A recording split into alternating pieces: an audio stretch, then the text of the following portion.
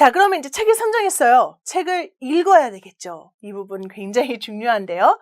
어떻게 하면 픽션을 우리 아이에게 즐겁게, 재미있게, 효과적으로 읽어줄 수 있을까요? 일단 책을 읽는 과정에선 그냥 읽기만 하는 게 아니에요.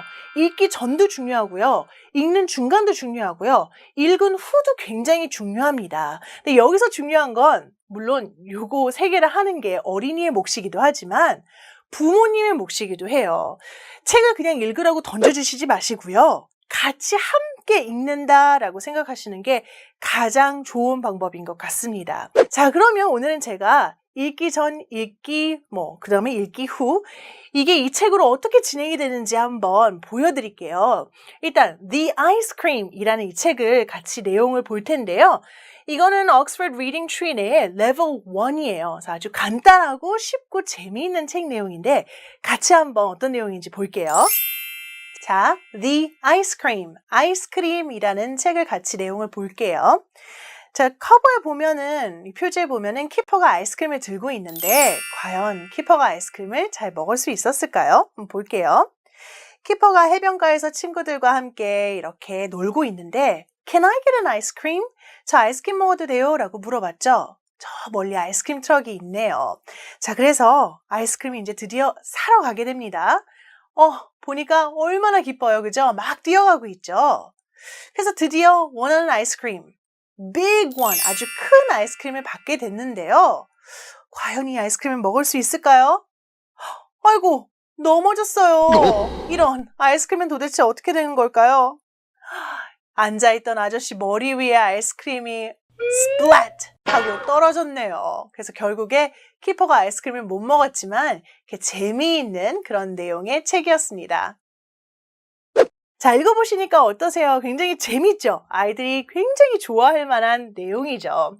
자, 그러면 책 표지를 일단 활용해서 읽기 전에 한번 어떤 내용인지 아이에게 관심을, 흥미를 유발시키는 걸 해보셔야 되는데 표지가 굉장히 중요합니다. 표지에 굉장히 예쁜 그림이 있죠. 제목도 중요하겠죠. 그래서 표지를 적극 활용하셔야 되는데 표지에 있는 사물 확인하기 같이 한번 해볼까요? 자, 이 표지에 어떤 사물들이 있어요? 일단 아이스크림이 있네요. 여러 가지가 있고 또 여기 빌딩도 있고 아이스크림 밴도 있고 주인공 키퍼도 있네요. 그래서 이렇게 다양한 사물들 또 어떤 등장인물들이 있는지 확인해 볼 수 있겠죠. 또 등장인물들의 표정을 보고 이야기를 나누기.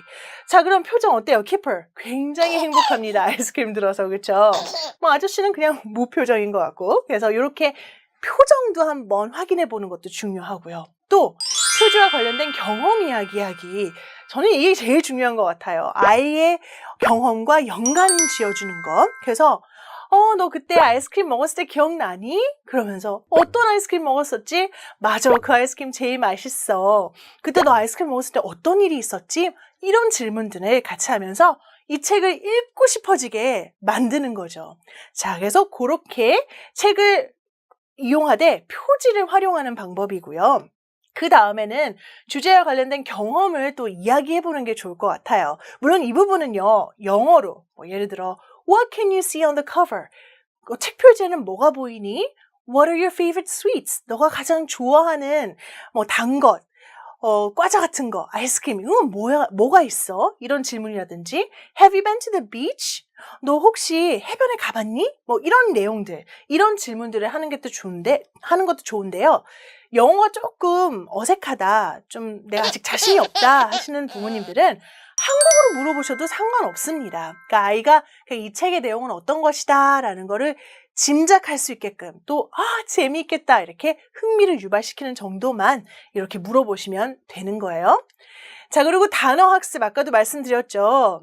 단어 학습은요, 모든 단어를 찾아보는 게 아니고요. 리딩에 방해받지 않는 정도만, 어느 정도만 단어를 익히시면 되는데, 사실 책을 읽으면서 이 단어의 뜻을 유추하는 그런, 연습도 굉장히 중요하거든요.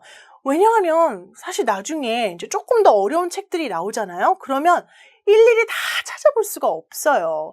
우리도 국어책 읽을 때 대충 어떤 느낌인지 알면서 지나가는 단어들도 있잖아요. 그런 식으로 우리는 자연스럽게 단어를 익히는 거거든요. 그리고 그렇게 익혔을 때 이 단어가 아이에게 체화가 될 수 있어요. 내 거가 될 수 있거든요. 그렇기 때문에 이런 연습도 필요하니까 모든 단어는 찾아보지 마세요. 근데 여기서 아주 중요한 게 하나 있습니다. 단어를 익힐 때는요. 1대1 대응을 하시면 안 돼요. 영어와 한국어를 1대1 매칭을 하지 마시고요. 대신에 어떤 시각적인 이미지를 보여주면서 표정이라든지 그림이라든지를 보여주면서 자연스럽게 이 표정이 이런 거구나 라고 아이가 유추할 수 있게끔 도와주시는 역할을 하시면 돼요. 그래서 예를 들어서요. EBS 리딩 클럽을 보시면 1단계의 활용하기가 있습니다. 웜업인데 웜업은 우리 운동하기 전에 웜업 하잖아요. 똑같은 거예요. 읽기 전에 약간의 준비 운동을 하는 과정이에요. 게임인데요. 이렇게 그림이 나오죠. 그러면 아이들이 책에 나온 단어와 이 그림들을 매칭해보는 단어 연습을 하는 거예요. 그래서 미리 이런 단어들이 나오는구나 라는 거를 확인할 수 있는데 자, 어떤 게임인지 궁금하시죠? 같이 한번 보겠습니다. Dinosaur. Dinosaur. Giant. Giant. 어떠셨어요? 아이들이 아주 쉽게 재미있게 단어를 익힐 수 있겠죠? 그래서 이런 warm-up exercise도 굉장히 중요한데요. 플래시카드를 만드실 수도 있어요. 플래시카드는 뭐냐? 이렇게 그림과 단어, 매칭되는 그림과 단어가 있는 요만한 단어장이라고 보시면 되는데요. 이런 거 일일이 다 만들기 너무 귀찮으실 수도 있죠. 힘들고. 그럴 때는요. 구글에 그냥 flashcard maker 이렇게만 딱 치시면 무료로 플래시카드를 만들어주는 사이트가 꽤 많습니다. 그래서 그런 사이트를 이용하시면 집에 벽에 붙여놓는다든지 매일매일 아이와 함께 한두 개씩 이렇게 연습한다든지 이게 뭐였지? 이렇게 연습하시면 아주 효과적이고 도움이 많이 되실 것 같아요. 자, 그리고 아까 제가 시각적인 효과를 많이 사용하시라고 했잖아요. 단어를 익힐 때.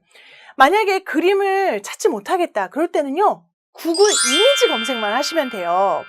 내가 찾고 싶은 단어, 아까 왜 책에 나왔던 단어 있잖아요. splat. 사실 의성어나 의태어는 언어마다 조금씩 다르고 1대1 대응이 되는 게 많이 없는 경우도 있어요. 사실 splat을 한국말로 어떻게 해야 될지 저도 잘 모르겠는데 이건 그거잖아요. 물방울이나 뭐가 이렇게 떨어졌을 때 요런 거, 네. 요런 소리 나는 거, 그건데 그걸 이제 splash이라고 표현하거든요, 영어로는. 그럼 요 사진만, 요 그림들만 딱 찾아봐도 아이가 요럴 때 나는 소리구나 라고 유추할 수 있겠죠. 또 얼굴 표정 있잖아요. frown, 찡그린이라는 뜻이지만 frown은 찡그린이라는 표현이야 라고 얘기를 준다기보다는 이렇게 찡그리고 있는 여러 사람의 모습들을 보여주면 아이가 이게 frown이구나 라고 알 수 있겠죠. 근데 보여주는 거에만 그치지 마시고요. 이런 거는 해볼 수 있잖아요. 직접 내가 찡그릴 수도 있고 직접 웃어볼 수도 있고 이런 거는 같이 한번 해보시는 것도 좋을 것 같아요. 자, 준비되셨죠? 우리 같이 frown 해볼까요? frown? frown. 이게 frown이죠. 하고 계시죠? 네, 이렇게 아이와 함께 연습하시는 것도 좋을 것 같습니다.